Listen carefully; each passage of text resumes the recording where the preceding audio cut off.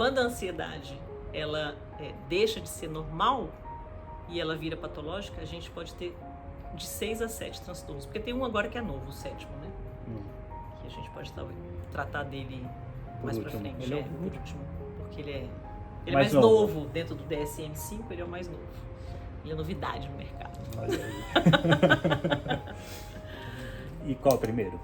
Então, assim, os mais comuns que as pessoas costumam identificar, às vezes, até mais rápido e até brincar mais com eles, é o TOC, que é o transtorno obsessivo compulsivo, e o transtorno de pânico.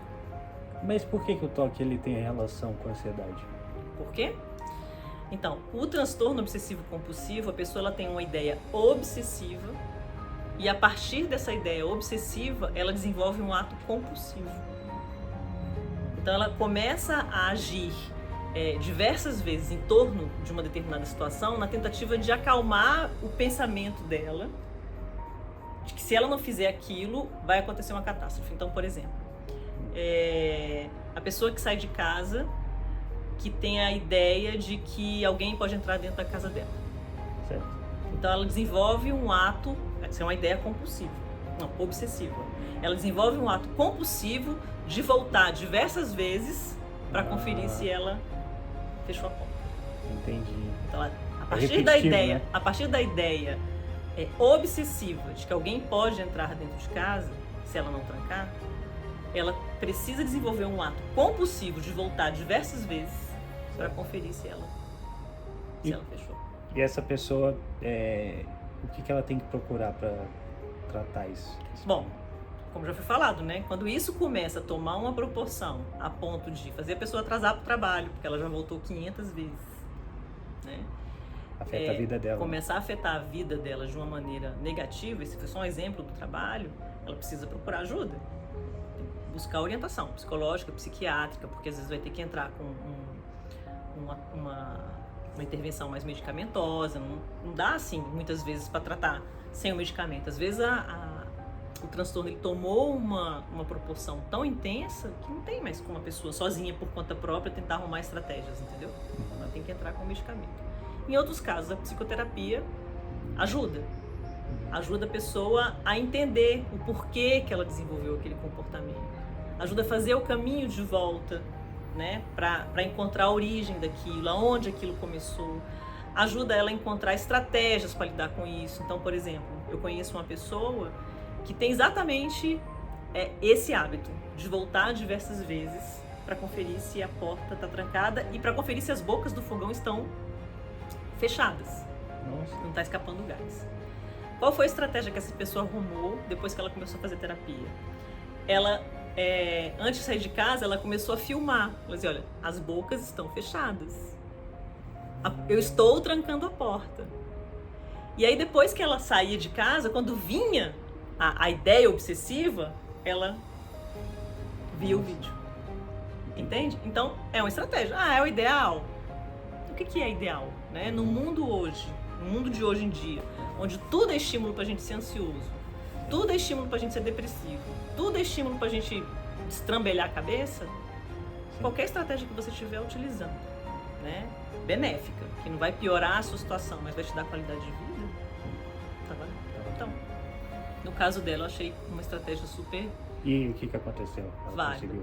Não, ela continua fazendo os vídeos dela, né, e tá bem. Tá fazendo, então tá vivendo a vida dela, resolveu, tá vivendo a vida dela, né?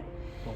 E o outro transtorno da ansiedade que é muito comum e até às vezes o mais falado, que é o transtorno do pânico, e eu acredito que ele é mais comentado porque ele é o que manifesta, é o que traz, assim, indícios mais fortes, é de mais fácil identificação que tá acontecendo, que é o pânico. Mais do que o toque? Mais do que o toque. Porque o pânico, ele vem muito carregado de sintoma físico. Ele vem assim, recheado. Então você pode ter um ataque cardíaco no meio da rua, sem um motivo aparente, né? Suores, desmaios e tal. Então ele é mais, em tese, mais fácil de identificar em função dos sintomas que são muito exacerbados. Ele é tipo um exagero de todos os sintomas da ansiedade. pânico, ele traz essa hipérbole, sabe? Ele traz essa coisa...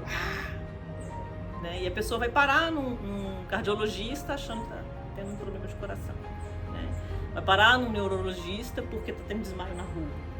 E aí faz... ela não linka uma coisa com a outra. Não, aí faz uma bateria de exames, né? E do ponto de vista orgânico tá tudo ok. Aí o que se faz? Encaminha-se para o psiquiatra. Aí lá ele faz o diagnóstico, né? Identifica-se a síndrome, que não é síndrome, chama-se síndrome do pânico, mas a palavra certa é transtorno do pânico. E aí ela começa a fazer o acompanhamento psiquiátrico, toma remédio, vai para psicoterapia, normalmente indicam muito a TCC, que é uma que surte, né, efeitos mais rápidos, resultados mais rápidos no tratamento, que é a terapia cognitivo-comportamental, mas qualquer outra abordagem tem também a sua eficácia, especialmente porque o papel não é só encontrar estratégias para lidar com aquilo. Existem pessoas que querem investigar aonde isso começou. E isso normalmente está lá na história de vida. Às vezes uma educação onde você foi muito cobrado, né? Ou que você foi pouco observado dentro de casa, ou pouco valorizado dentro daquilo que você fazia, dos esforços que você empreendia nos seus estudos, ou na organização do seu armário, né? Então, quando se é criança, né, fica aqui até o questionamento, porque diz assim que a ansiedade ela pode ter um fator genético. Sim, ok, porque poxa, você imagina a quantidade de adrenalina, né, cortisol que você libera em situações de ansiedade, isso vai reverberar na questão orgânica, porém, vamos entender também que dentro de um ambiente ansioso, você também pode aprender por observação. Interessante. Né? É um funcionamento. E quando a pessoa está tendo, o que ela pode fazer? Uma crise de pânico, por exemplo? Então, normalmente a gente sugere primeiro que se tente respirar, se acalmar para tentar entender o que está acontecendo, o que foi. Não, normalmente a síndrome do pânico não tem um motivo, acontece do nada. Sempre tem um gatilho, sempre tem um estímulo. Às vezes você teve uma discussão 3 dias atrás no trabalho, né? E aí você, naquela hora, não processou racionalmente aquela situação que foi incômoda, que te gerou insegurança ou qualquer coisa assim.